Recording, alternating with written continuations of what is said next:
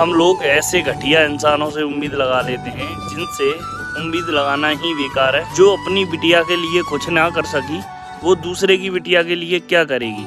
और हम लोग भी कैसे ऐसे उम्मीद लगाते थे ऐसे लोगों से कि ये हमारे साथ हमारे न्याय की तरफ बोलोगी। मैं बात बोल रहा हूँ पश्चिम बंगाल की रत्ना देवनाथ पर, जिनकी बिटिया का कुछ टाइम पहले रेप हो जाता है और उस बेचारी की मृत्यु हो जाती है। लोगों ने इनको क्या समझ के वोट दिया कि कम से कम जब औरों ने नहीं सजा दिला पाई तो अपनी माँ ही खुद अपने कुर्सी पर बैठकर अपनी बेटी का इंसाफ करेगी और दोषियों को फांसी की सजा दिलवाएगी। पर ऐसा होता नहीं है। इनको बीजेपी की कुर्सी मिल जाती है और इनकी आंखों में राजनीति का बोतिया बिंद हो जाता है। तो अभी कुछ टाइम पहले एक रेप हुआ था बच्ची का। इनने वहाँ पर पता है क्या बोला कि वो जगह नहीं थी जाने की लड़कियों की, क्योंकि वो बच्ची एक अपने घर से थोड़ी दूर राशन पानी लेने गई खाने पीने के लिए। तो क्या वो जगह सेफ नहीं है? और जहाँ मेरी बेटी का रेप हुआ था वो जगह सेफ थी। तुम्हारी बेटी के साथ रेप हुआ था फिर भी तो तुमने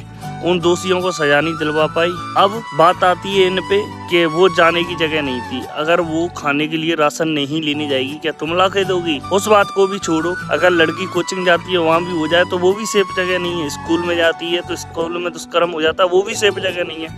अगर जॉब करने जाती है वो भी सेफ जगह नहीं है। कम से कम राजनीति की इतनी अंधी मत हो। तुम्हारी बेटी के भी साथ हुआ था, कम से कम उसको ही अपनी खास बेटी को न्याय दिलवा लो और इस बेटी को दिलवा लो। जनता ने आप इसी वजह से बैठा रहा था कि तुम अपनी बेटी का और आने वाली बेटियों का इंसाफ कर सको। पर तुम्हारी आंखों में तो बीजेपी का इतना कहर चढ़ रहा है कि तुम यही नहीं पता कि हम क्या कह रहे हैं। तुम कैसी तो घटिया औरत मैंने आज तक देखी नहीं है और भगवान ऐसी माँ तो किसी को ना दे। मैं तो यही बोलूँगा।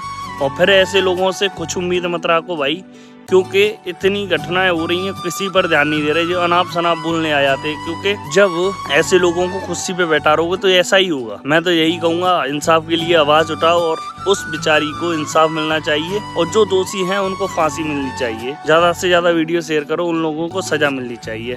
और भगवान की यहाँ पर देर है अंधेर नहीं है। आज उनको ये सजा नहीं देंगे तो भगवान किसी टाइम पे ऐसी सजा देगा कि वो पानी के लिए दर भटकेंगे। आप लोगों की क्या है, एक बार कमेंट पर राय देते जाना और ऐसे लोगों के लिए आवाज उठाते जाना।